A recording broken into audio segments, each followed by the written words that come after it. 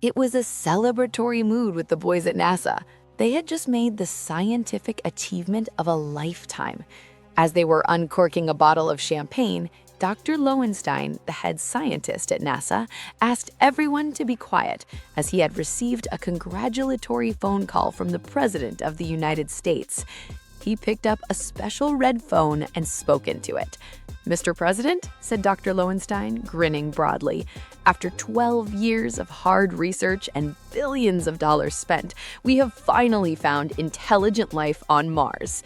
He listened for a second, and his smile gradually disappeared, replaced by a frown. He said, "But that's impossible. We could never do it." "Yes, Mr. President," and hung up the phone. He addressed the crowd of scientists staring at him curiously. "I have some bad news," he said. "The president said that now that we've found intelligent life on Mars, he wants us to try to find it in Congress." A blonde goes into work one morning crying her eyes out. Her boss, concerned about his employees' well-being, asks sympathetically, "What's the matter?" The blonde replies, "Early this morning, I got a phone call saying that my mother had passed away. I'm terribly sorry to hear that. Why don't you go home for the day? We aren't terribly busy. Just take the day off to relax and rest." The blonde very calmly explains, "No, I'd be better off here. I need to keep my mind off it, and I have the best chance of doing that here." The boss agrees and allows the blonde to work as usual. "If you need anything, just let me know," he says. A few hours pass, and the boss decides to check on the blonde. He looks out over his office and sees the blonde crying hysterically. He rushes out to her and asks, "Are you going to be okay? Is there anything I can do to help?" "No," replies the blonde.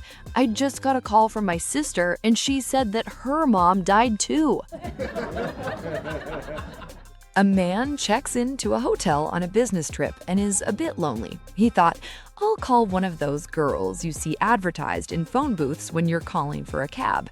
He popped into a phone booth near the hotel and found an ad for a girl calling herself Erogenique, a lovely girl bending over in the photo. He copied the phone number and returned to his hotel. When back in the room, he figures, "What the heck, I'll give her a call." "Hello," the woman says. She sounded sexy. "Hi, I hear you give a great massage, and I'd like you to come to my room and give me one." "No, wait, I should be straight with you. I'm in town all alone, and what I really want is sex. I want it hard, I want it hot, and I want it now. Bring implements, toys, leather, whips, everything you've got in your bag of tricks. We'll go hot and heavy all night. Tie me up, cover me in chocolate syrup and whipped cream, anything you want. Now, how does that sound?" She says, "That sounds fantastic, but you need to press 9 for an outside line." A girl started noticing a guy who stands in front of her home every day in the evening. She noticed the guy always comes mostly in the evenings and on weekends. The guy never tried to talk to her nor showed any gesture. He just moved here and there by looking into his mobile phone and occasionally stealing a stare at her. It went on like that for a year, and the girl understood the guy was in love with her but was too shy to express his feelings. So she told her parents. They too saw him and liked him. They discussed with her grandparents about a likely marriage, but wanted her to make the first move. The next day, she went to him and said, "Hi, I'm Data." He said, "Hi, I'm Smith." Hearing this, the girl was very happy, as the names were matching like Will Smith and Jada Pinkett. The girl went on and said, "I really appreciate your patience and decency. You've been standing in front of my home every day for about a year now, so I understand that you are in love with me but too shy to say it. I think I really like you too and would love it if we got married." The guy smiled and said, "Forgive me, sister. Actually, your home's Wi-Fi doesn't have a password, so I come here every evening after work to use free Wi-Fi to chat with my girlfriend." A very successful lawyer parked his brand new Lexus in front of his office, ready to show it off to his colleagues. As he got out, a truck passed too close and completely tore the door off of the driver's side. The counselor immediately grabbed his cell phone, dialed 911, and within minutes, a policeman pulled up. Before the officer had a chance to ask any questions, the lawyers started screaming hysterically. His Lexus, which he had just picked up the day before, was now completely ruined and would never be the same, no matter what the body shop did to it. When the lawyer finally wound down from his rantings and ravings, the officer shook his head in disgust and disbelief. "I can't believe how materialistic you lawyers are," he said. "You are so focused on your possessions that you don't notice anything else." "How can you say such a thing?" asked the lawyer. The cop replied, "Don't you know that your left arm is missing from the elbow down? It must have been torn off when the truck hit you." "Ah!" screamed the lawyer. "Where's my Rolex?" A rabbi, a priest, and a preacher meet every Monday in a coffee shop to talk things over about their spiritual life. One day, the priest makes a bet with the other guys that he could convert a bear in the woods over to his religion. The others nod and say, "Yeah, I'll bet we could do it quicker than you could." So they all agreed that the next time they meet, they'll share stories about how they were able to convert a bear. They all end up in the hospital, but the priest is in the best shape of all of them. They decide to meet in the rabbi's room. The priest has his arm in a sling and says, "Yeah, it was tough at first, but I was able to douse it with some holy water. The next thing I know, it started saying Hail Mary. He's coming to Mass this Sunday." The other two clergymen nod in approval, and the preacher goes next. The preacher is in pretty bad shape. He's in a wheelchair, and he has a concussion, a broken leg, and a broken arm. He says, "Well, when I finally happened upon it, I wrestled that thing to the ground and started beating its head with a Bible. So he lunges at me and we tumble down this hill into the river, where I dunk him 7 times. Finally, he came to the faith. He'll be coming to church next Sunday."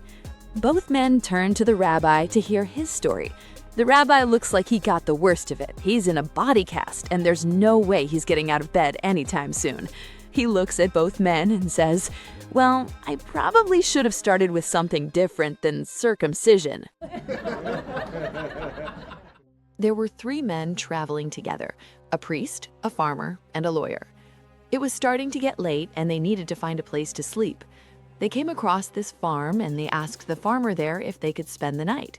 He said, "That's fine, but my guest room is only big enough for 2 people. One of you will have to sleep in the barn." The priest said, "I don't mind sleeping with God's creatures. I will take the barn." So they all agreed and went to their rooms. About an hour later, there was a knock at the guest room door, and there stood the priest. "There is a chicken in there that won't stop clucking. I'm sorry, but I'm going to have to sleep in the guest room." "That's okay," said the farmer. "I'll sleep in the barn. After all, I'm used to it." So they all agreed and traded places.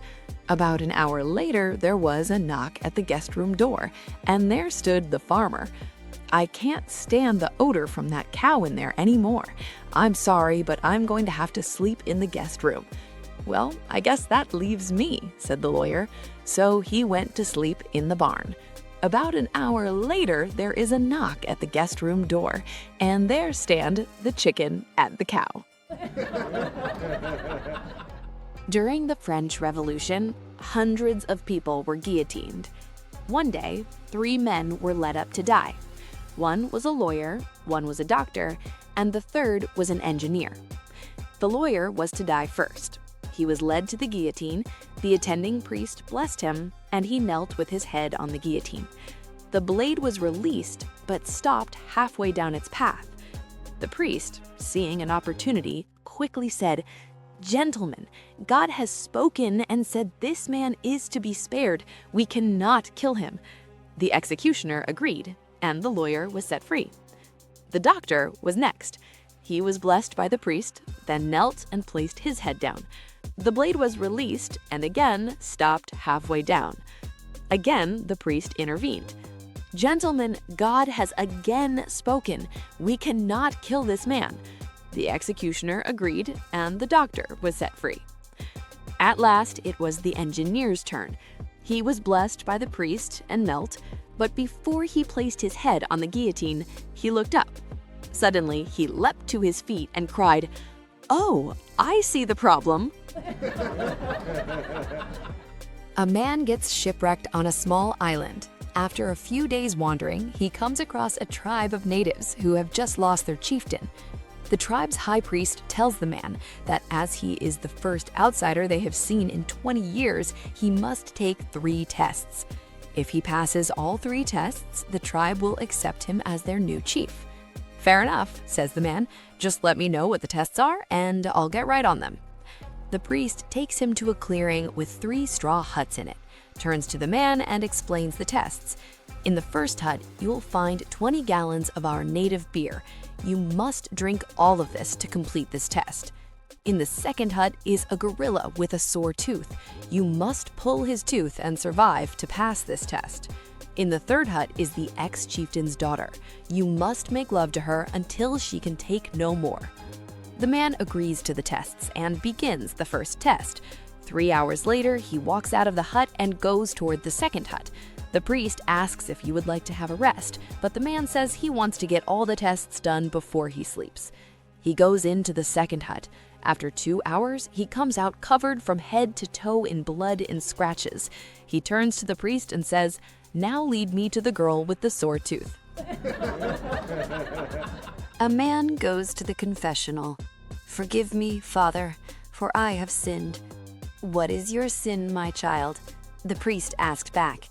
"Well," the man starts, "I used some horrible language this week and feel absolutely terrible." "When did you start using this awful language?" said the priest.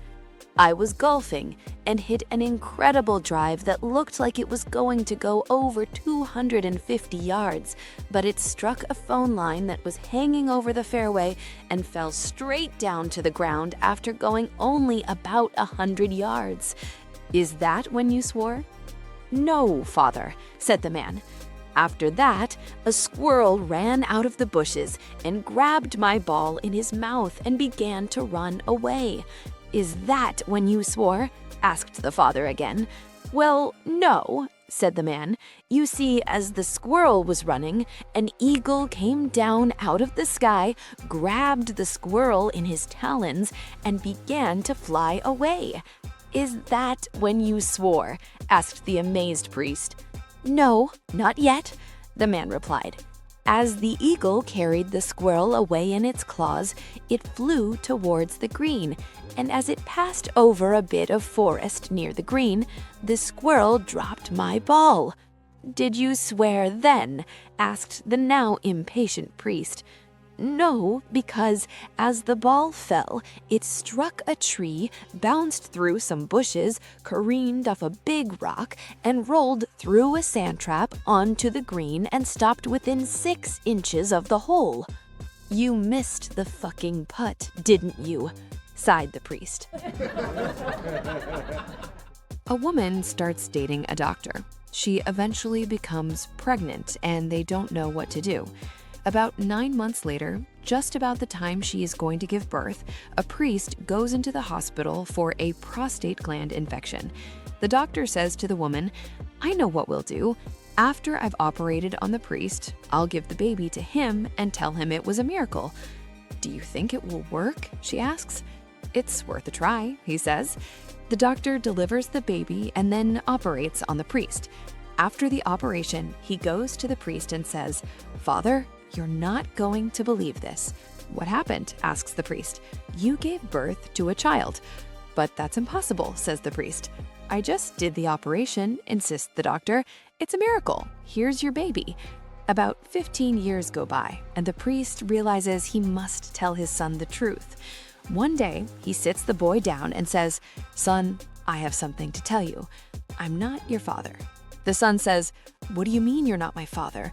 The priest replies, "I am your mother. The archbishop is your father."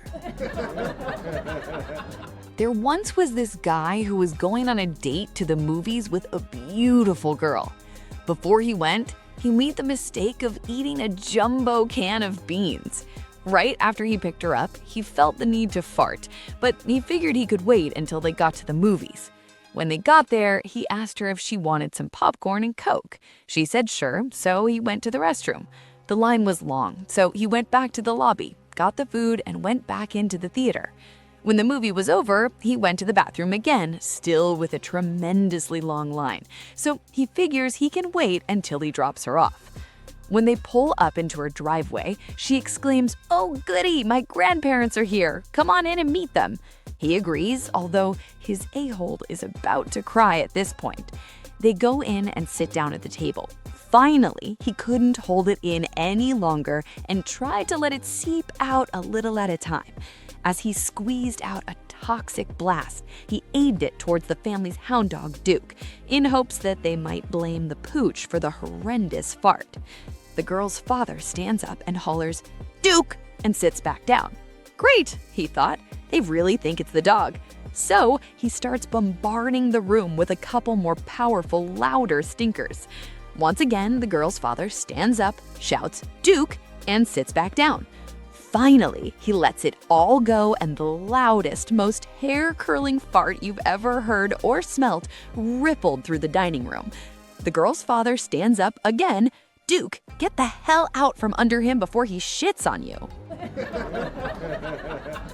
A farmer went out one day and bought a brand new stud rooster for his chicken coop. The new rooster struts over to the old rooster and says, "Okay, old fart, time for you to retire." The old rooster replies, "Come on, surely you cannot handle all of these chickens. Look what it has done to me. Can't you just let me have the 2 old hens over in the corner?" The young rooster says, "Beat it. You are washed up and I am taking over." The old rooster says, "I tell you what, young stud, I will race you around the farmhouse. Whoever wins gets the exclusive domain over the entire chicken coop." The young rooster laughs. "You know you don't stand a chance, old man, so just to be fair, I will give you a head start." The old rooster takes off running. About 15 seconds later, the young rooster takes off running after him. They round the front porch of the farmhouse, and the young rooster has closed the gap. He's only about 5 feet behind the old rooster and gaining fast. The farmer, meanwhile, is sitting in his usual spot on the front porch when he sees the roosters running by. The old rooster is squawking and running as hard as he can. The farmer grabs his shotgun and boom, he blows the young rooster to bits. The farmer sadly shakes his head and says, "Damn it, 3rd fucking rooster I bought this month." Moral of this story? Don't mess with the old farts. Age, skill, wisdom, and a little treachery will always overcome youth and arrogance. 3 guys are on a plane. One is Asian, one is Mexican, and the other is an American. And the pilot says, "There's too much weight on the plane. You all need to throw something off." So the Mexican threw out a burrito and said, "I have plenty of these where I come from." The Asian threw out some rice and said, "I have plenty of these in my country." The American threw out a bomb and said, "I have a lot of these in my country." The plane crashes anyway, and the 3 men start to walk away from the crash. As they were walking, they found a boy crying. They asked him what was wrong, and he said, "A ton of burritos fell out of the sky and got me all messy." The men started walking away, and soon enough, they found another boy crying. They asked him what was wrong, and he said, "A ton of rice fell out of the sky and shredded all my clothes." The guys knew who did it, but avoided the trouble. They kept on walking and found a kid laughing so hard he was on the ground. And they asked what had been so funny. The boy said, "My grandpa farted and the house blew up." A girl was a prostitute, but she did not want her grandma to know. One day, the police raided a whole group of prostitutes at a sex party in a hotel, and she was among them. The police took them outside and had all the prostitutes line up along the driveway. Suddenly, the girl's grandma came by and saw her. "Why are you standing in line, dear?" she asked. Not willing to let her grandma know the truth, the girl told her that the policemen were passing out free oranges. "Why, that is awfully nice of them. I think I'll get some for myself," said the grandma. A policeman went down the line asking for information from all of the prostitutes. When he got to Grandma, he exclaimed, "Wow, still going at it at your age? How do you do it?" Grandma replied, "Oh, it's easy, dear. I just take out my dentures and suck them dry." An archaeologist in Egypt was taking a walk in the town square one morning. He had to get back to the hotel for a meeting, but had forgotten his wristwatch. He was walking by an old man sitting on a low stool by his camel and asked if he knew the time. The old man slowly reached over and pushed the camel's testicles to one side and then released them, letting them swing to a stop. 10:27, he said. The archaeologist was stunned, as he had never seen someone tell time like that before. He rushed back to the hotel to find his colleagues and then brought them back to the town square to find the old man. Having found him again, the archaeologist said, "I will give you this $50 bill if you'll show me how you tell time." The old man pocketed the $50 bill and said, "Okay, kneel down here with me and put your head close to mine. Now swing the camel's testicles out of the way. Now, can you see the clock on that building over there?" A blonde wife sat down next to her husband, looking a little flustered. "Honey," she began hesitantly, "something strange happened today." The husband asked, "What happened?" "Well," she said, shyly looking away, "while I was changing and taking off my bra, I noticed a boy was staring at me through the window." The husband's eyes widened. "What? Then what did you do?" The wife blushed and replied, "I was so embarrassed, I just covered my face with the bra." Michael O'Leary, chief executive of Ryanair, after arriving in a hotel in Manchester, went to the bar and asked for a pint of Guinness. The barman said, "That will be £1, please, Mr. O'Leary." Taken aback, O'Leary replied, "That's very cheap," and handed over his money. "We do try to stay ahead of the competition," said the barman. "We have the cheapest beer in England." "That is remarkable value," Michael comments. "I see you don't have a glass. You'll need one of ours. That will be £3, please." O'Leary scowled, but paid up. He took his drink and walked towards a seat. "Ah, you want to sit down?" said the barman. "That'll be an extra £2. If you'd pre-booked it, it would have cost £1.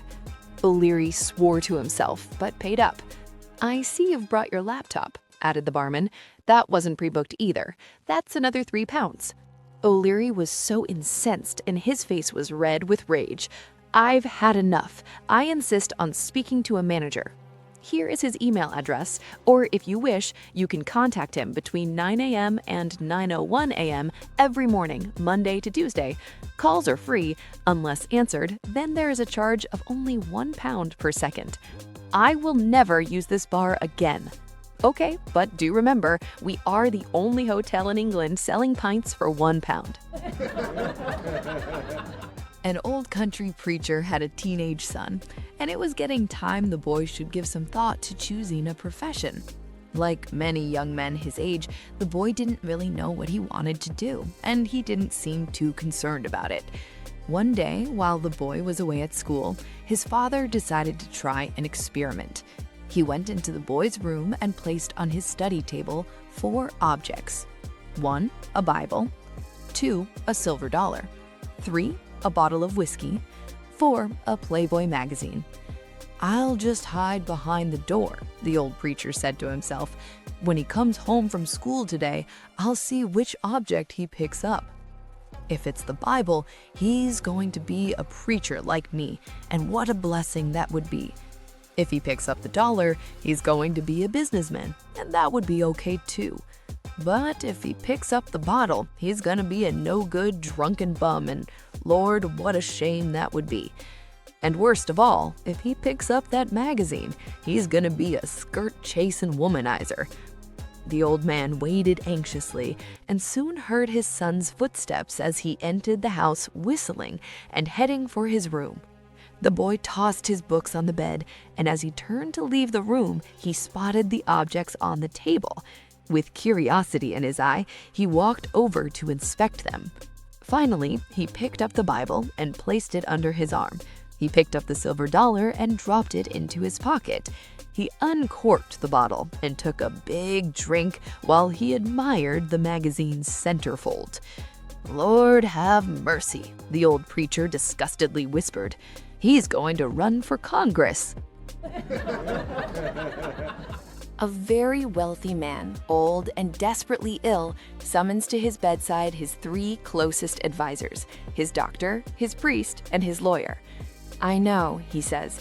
"They say you can't take it with you, but who knows? Suppose they're mistaken. I'd like to have something with me, just in case. So I am giving each of you an envelope containing $100,000, and I would be grateful if at my funeral you would put the envelopes in my coffin so that if it turns out that it's useful, I'll have something." They each agree to carry out his wish. Sure enough, after just a few weeks, the old man passes away. At his funeral, each of the 3 advisors is seen slipping something into the coffin. After the burial, as the 3 are walking away together, the doctor turns to the other 2 and says, "Friends, I have a confession to make. As you know, at the hospital, we are desperate because of the cutbacks in funding. Our CAT scan machine broke down and we haven't been able to get a new one. So I took $20,000 of our friend's money for a new CAT scan and put the rest in the coffin as he asked." At this, the priest says, "I too have a confession to make. As you know, our church is simply overwhelmed by the problem of the homeless. The needs keep increasing and we have nowhere to turn. So I took $50,000 from the envelope for our homeless fund and put the rest in the coffin as our friend requested." Fixing the other 2 in his gaze, the lawyer says, "I am astonished and deeply disappointed that you would treat so casually our solemn undertaking to our friend. I want you to know that I placed in his coffin my personal check for the full $100,000. One day, a young cowboy and cowgirl get married. He was a man of the world. She was an innocent bride with no experience. After the wedding, they left for their honeymoon. While driving down the road, the new bride sees 2 cows having sex. The new bride asks, "What are those cows up to, honey?" The husband, a bit flustered, answers, "Why can't you see? Those cows, they're romping." She replies, "Oh, I see." After a few more hours of driving, they pass 2 horses having sex. Again, the bride asks, "What are those horses doing, honey?" The husband answers again, "Those horses, they're romping." She replies, "Oh, I see." Finally, they arrive at their hotel. The couple washed up and started to get ready for bed. When they got in the bed, they started to explore each other's bodies. Things are going along fine until the bride discovers her husband's Johnson. "Oh my," she cries, "what is that?" "Well, darling," he chuckles, "that's my rope." She slides her hands down further and gasps, "Oh my goodness, what are those?" she asks. "Honey, those are my knots," he answers. Finally, the couple begins to make love. After several minutes, the bride says, "Stop, honey, wait a minute." Her husband, panting a little, asks, "What's the matter, honey? Am I hurting you?" "No," the bride replies, "Undo them dang knots. I need more rope." A man and a woman walk into a bank and ask to see the manager. They are ushered in, and the manager, despite his professionalism, can hardly keep his eyes off the bulging cleavage and perfect curves of the woman. "Mr. Wilson," says the man, "I have an investment proposition that needs £20,000. I presume, as I bank here, that will be no problem?" Smugly, the bank manager replies, "In banking, one should never assume, sir. I will need to ask a few questions and run a few checks." "Here's the deal," says the man, leaning forward. "No questions, no checks. £20,000 today, and I will let you have my wife for one night and one night only to do whatever you want. And she is very adventurous." Once again, Mr. Wilson mentally undresses the woman, licks his lips, loosens his tie, and becomes flustered. After a few moments, he buzzes in his secretary and they draw up the paperwork. He arranges to bring the money to the executive suite of the Radisson Hotel at 7 o'clock that evening. At 10 to 7, Mr. Wilson nervously enters the hotel lobby and takes the lift to the 17th floor. He knocks shyly on the door of the suite, and it is answered by the woman in a low-cut, short red dress and heels. "Mr. Wilson," she purrs, "have you got the money?" The bank manager shakily hands her an envelope. She smiles. "Then come in."